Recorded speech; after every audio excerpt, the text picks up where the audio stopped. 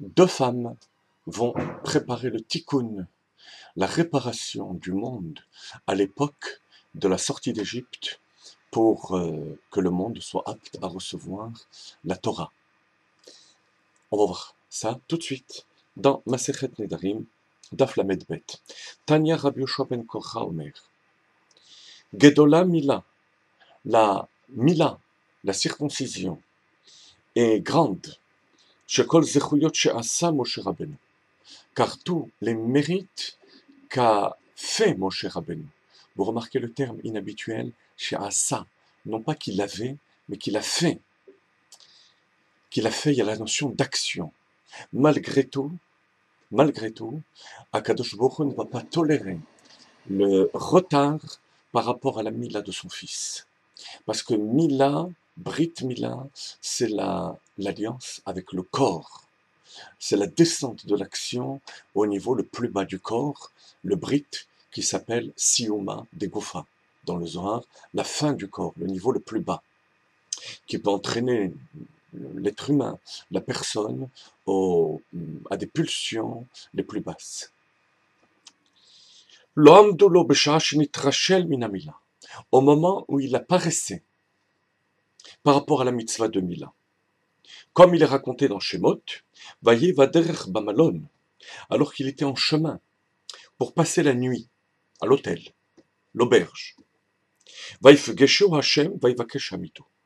Dieu le rencontra et voulut le tuer. Incroyable.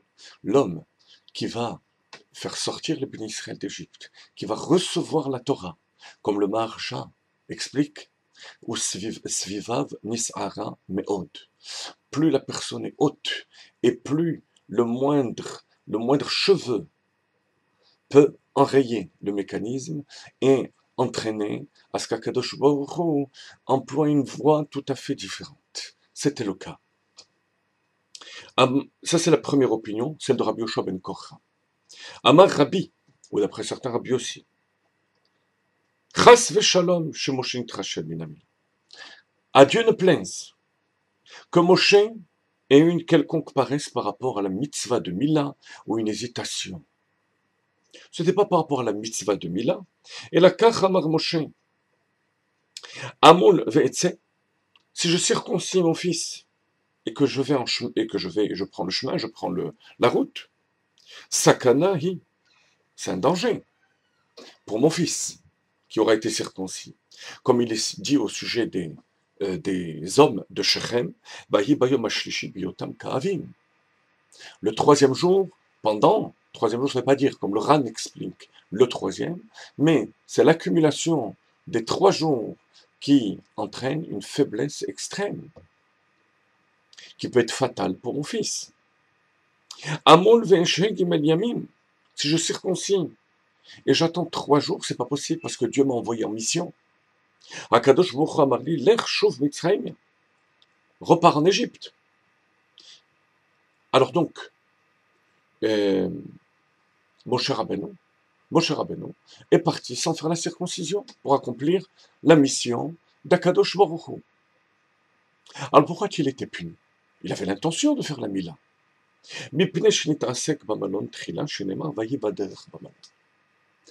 Pour un détail qui peut nous paraître encore plus insignifiant. Parce qu'il s'est occupé de sa nuitée, Bamalon, avant de s'occuper de la Mila. Il avait l'intention de la faire, parce qu'il était juste à l'entrée de Mitzrayim, là il n'y avait plus de danger. Mais il a fait passer l'occupation, la préoccupation de l'auberge la nuit, avant la préoccupation de la Mila. Rabban Shimon ben Gamliel Omer, lo le Moshe Rabbeinu, bikesh Satan laharog. Ce n'est pas Moshe Rabbeinu que le Satan a voulu tuer, par l'intermédiaire du serpent, qui a avalé Moshe Rabbeinu d'un bout à l'autre. Et là, les ototinok, mais c'est le bébé qui voulait tuer. Comme il est dit, ki Chatan Damim Atali. Tzipora dit, Chatan Damim. Qui est Chatan Damim? Pas Moshe Rabbeinu, puisque c'était son mari. Il ne va pas être appelé Chatan. Qui était Chatan? Tse ur'e mikaru Chatan. Moshe ototinok. Ave omer c'est atinok. C'est le bébé qui est appelé Khatan. Khatan, c'est l'état de préparation avant l'accomplissement d'une mitzvah décisive, d'une étape importante dans la vie. Alors il y a le Khatan pour le mariage, il y a le Khatan pour la bar mitzvah, et il y a le Khatan pour la Mila. C'était l'enfant qui était juste avant l'accomplissement de la Mila. C'est ainsi que le Maharsha explique. Darash Rabbi Yehuda bar Bizna, Besha'a shenitrashel Moshe Rabbeinu min Mila, au moment où Moshe Rabbeinu a eu cette petite paresse pour la Mila, Baou Af vechema obela'uhu, il y a deux anges qui sont appelés Af et Chema. Af, c'est la colère chaude. Chema, c'est la colère bouillonnante. Qui sont venus et qui ont englouti Moshe Rabbeinu en prenant l'apparence d'un serpent. Les deux, Af et Chema, correspondent à Mila et Priya. Mila, la circoncision, retirer le prépuce. Priya, c'est enlever la peau, la petite membrane fine. Veloshir Meno et la Raglav. Et ils n'ont laissé que ses pieds. Comme le Maharal de Prague explique, les pieds, c'est la partie la plus matérielle qui ne peut pas être avalée par l'ange. Chassidut explique que le pied, c'est Kabbalat Ol, la soumission à Dieu, qui est restée bien entendu chez Moshe Rabbeinu, qui ne pouvait pas être avalée par le serpent. Et en faisant la circoncision, Vatikar Tziporatsur, Vatichrot et Orlat Bena, elle a pris de sang un silex et elle a coupé le prépuce de son fils, et c'est à ce moment-là, en jetant le prépuce au pied de Moshe Rabbeinu, que le serpent a lâché prise, et la Gemara nous dit qu'ensuite Moshe Rabbeinu a voulu tuer ces deux anges. Finalement, il n'y en a qu'un qui a disparu. Certains disent que ce sont seulement ces subalternes de cet ange qui ont disparu, puisqu'ils ne faisaient qu'accomplir la volonté de Dieu. Alors, les deux femmes dont je vous parlais, c'est qui? Il y avait deux centres névralgiques à l'époque, essentiels dans la galoute, dans le mal de la galoute d'Égypte. Il y avait l'Égypte. L'Égypte, c'était la perversion au niveau le plus bas. Il va y avoir un début de tikkun par qui? Par Batia. Au moment où elle va descendre dans le Nil, nos maîtres disent qu'elle est descendue pour se laver de l'idolâtrie, pour se convertir, pour s'immerger en s'immergeant dans le fleuve, le Mikvé. Le Rogatchover explique que de cette manière, elle a annulé la Avodah Zarah de l'Égypte. Une femme, Batia. Tzipora. Pourquoi Tzipora? Pourquoi est-ce que c'est Tzipora qui devait faire la circoncision? Pourquoi pas Moshe Rabbeinu? C'est ce qui s'est passé finalement. D'autant plus qu'on sait qu'il y a une opinion dans la Gemara qui dit qu'une femme n'est pas cachère pour la circoncision, étant donné qu'elle-même, elle ne se circoncit pas, elle n'a pas la mitzvah de la faire.